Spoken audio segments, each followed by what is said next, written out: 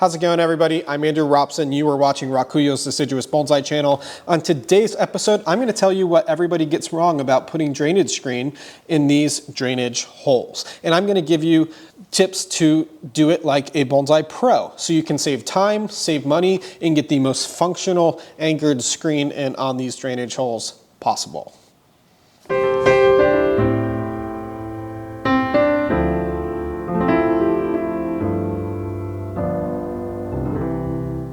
So I'm going to show you 3 methods that people have used for putting the drainage screen over the drainage hole, and I'm going to show you my method, which I believe will save the most time, will save the most material or money, and be the most functional of the 3. So let's start with some drainage screen for these 3 holes. Now, the first thing that you should keep in mind is actually use good drainage screen. If you are using that crap that you get from the craft store, you are at a disadvantage because that stuff just does not hold up very well over time. So definitely get good drainage screen. I get mine from Jonas at Bonsai Tonight. The amount that you need is just a little bit that has about 2 spaces overlapping the drainage hole. If you use any more than that, it's just being wasteful. So that's all you need to cover the drainage hole. Now, I'm going to show you these 3 methods. We need some wire to use for that. So method number 1 is called the loop-de-loo, or kind of the old school method. And we need a piece of wire that's about 7 inches or so for that. Now, how we do this method is I'm going to take the wire, make a loop, bend it down, size it, bend another loop to the size of the hole, bend it down. Now, we used a lot of wire to do this approach. And for using a lot of wire, we get something that looks kind of messy, kind of, that looks ugly. So method number 2 improves on the ugliness. This is going to be called the Z-clip, or kind of the new style. And I need about 6 inches to do this one correctly. I'm going to take my fingers, size it so that the fingers are pinched a little bit overlapping the hole. I'm going to fold this so that I get a Z shape. I'm going to grab a pliers. I'm going to bend this together on the ends to make this look nice and pretty.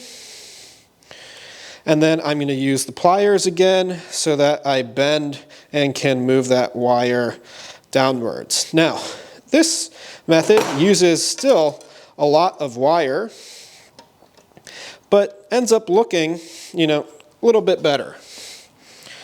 Let's see if we can get this on. So, looks better than this, but still used a lot of wire in the process and took, way longer to make than this one did, frankly.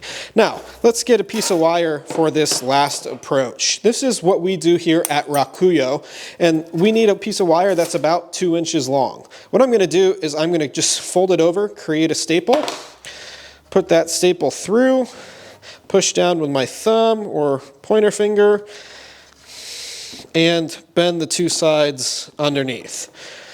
My method was fast, it used the least amount of wire, and now since we have the 3, let's test functionability. Number 1, the loop-de-loo, the old school method. Wow, I didn't really have to look very hard for this thing to wobble all over the place. Method number 2. That one still has quite a bit of room. It's holding more than this one, but that's still moving around more than it was worth for all of that, damn time. And number 3, let's try moving mine around. Can't do it. In fact, I'm moving the pot and the table before I actually move the screen.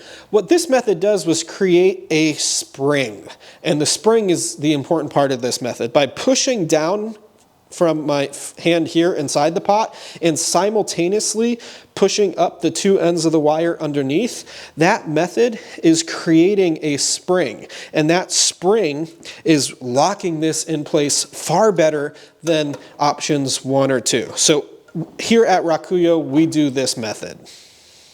So let's figure out how long these wires were. If I pull out the first wire, we have just a little bit. If I pull out the second wire, I have you know, at least double the wire. If I pull out third one, I have, you know, more than double the wire that we used. So this one, again, just saved so much wire.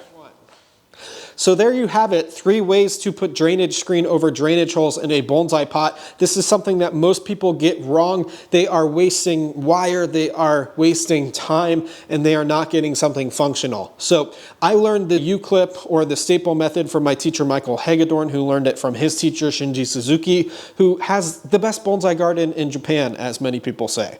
And if it works for the best bonsai garden in Japan, it definitely works for us here at Rakuyo in Portland, Oregon, and it should work for you in your bonsai gardens as well. Thanks for tuning in. I hope these repotting tips and tricks are helpful for your bonsai practice. Have a great repotting season, and we will see you next time.